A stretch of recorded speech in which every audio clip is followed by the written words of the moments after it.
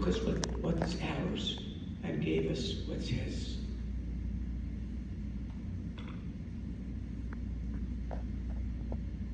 That's why St. Paul says, we do not be miserable at those because we have hope in him. As much as he took what is ours and gave us what is his, if we share him in that, if we take what is his for us, the pain and the suffering he took for us, he will give us also what is his, which is the resurrection of the dead.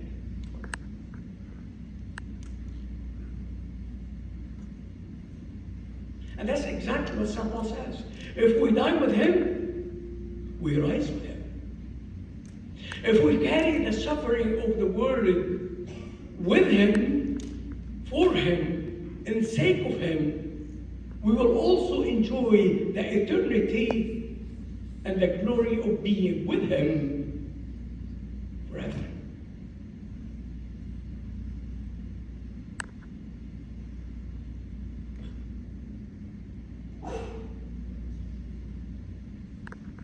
That's why St. Paul says, don't be sorrowful, like those who have no hope, because we have hope in him. Because he loved us, and we love him because he loved us first.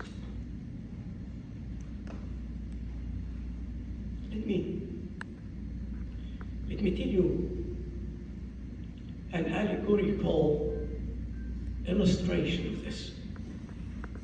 See, it might kind of relate to your mind.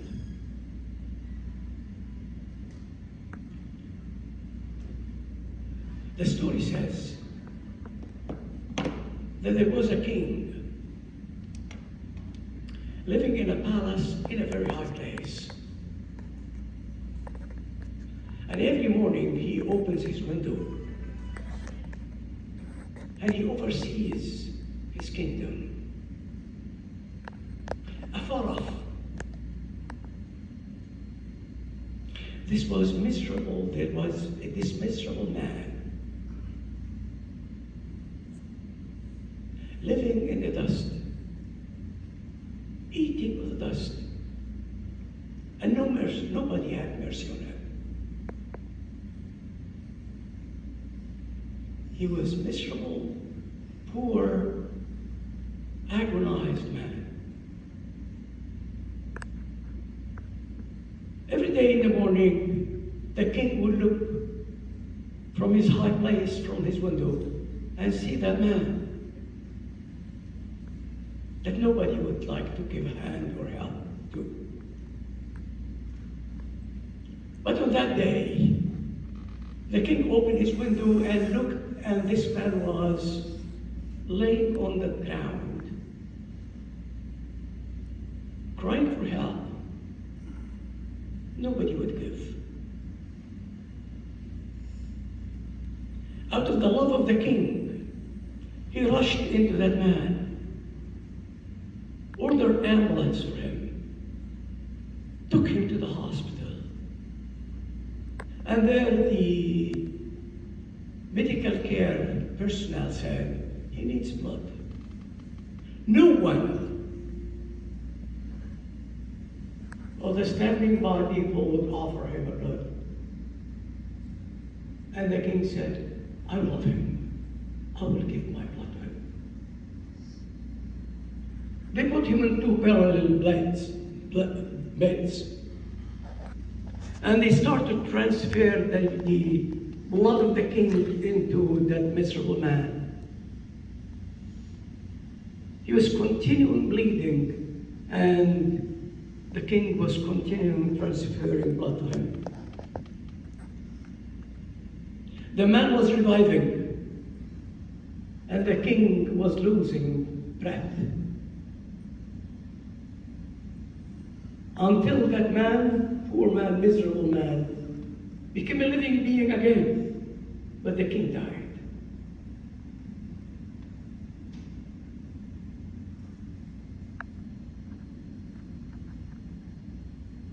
And when the miserable man went out of the hospital, walking in the street where he was, he saw the guards of the palace of the king carrying signs and flags and inviting and welcoming him to the king's palace. He was wondering, what's this? They told him, you have the blood of the king. You are our new king.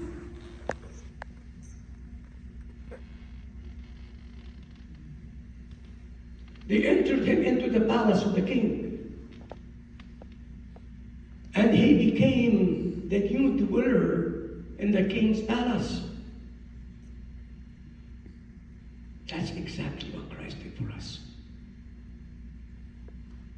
He died for us, so we would be able to enter with him into the kingdom of God and become partners in his life, in his kingdom, in his glory forever. I remember in this place a few years ago, it always pops in my mind when there is a funeral.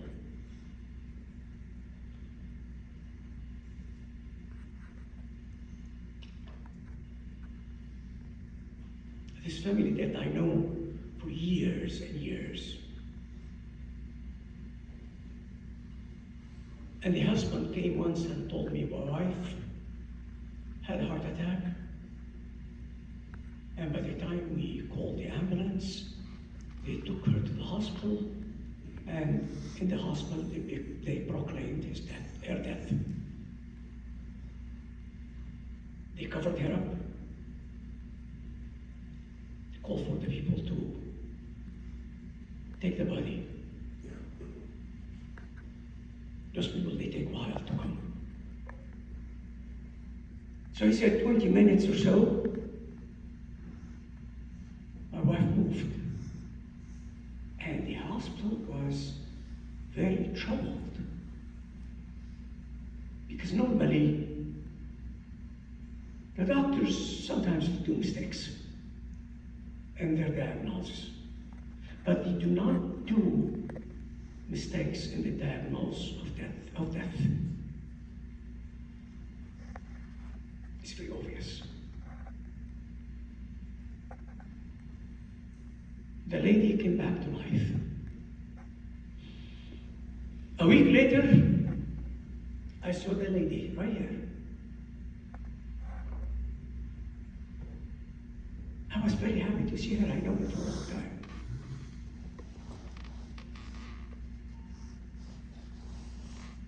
Welcome back. I'm happy to see you here again.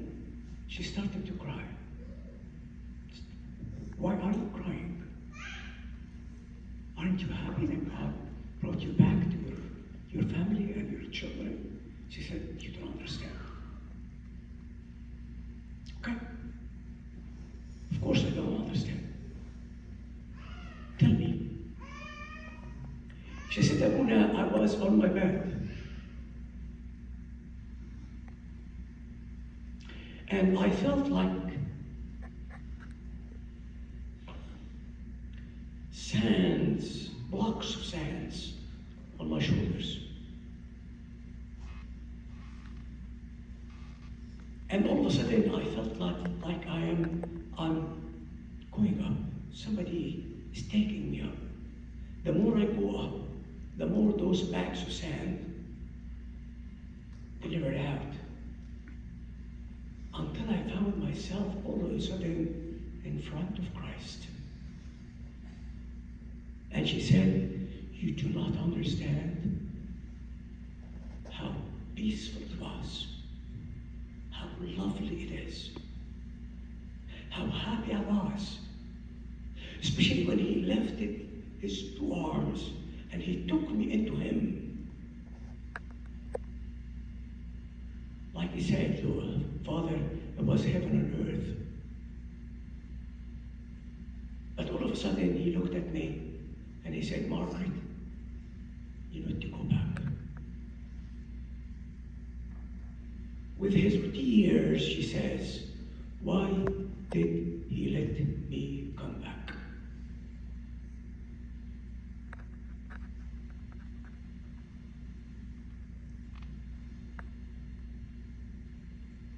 I think we heard a lot of near-death experiences, but this I did not hear.